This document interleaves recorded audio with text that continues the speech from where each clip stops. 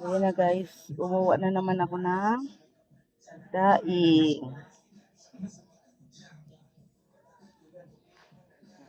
Bibilad natin.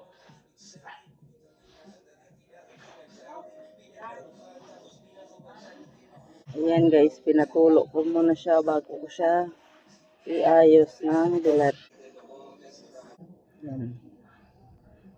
Mag-umpisa na tayo guys para siya ay matuyo. Yan.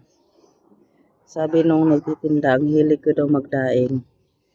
Sabi ko, kaysa naman bibili ka, mas mahal. Yan, gawa na lang tayo. Ayan na siya. Yan, ready to bilad na siya guys. Ayan na siya.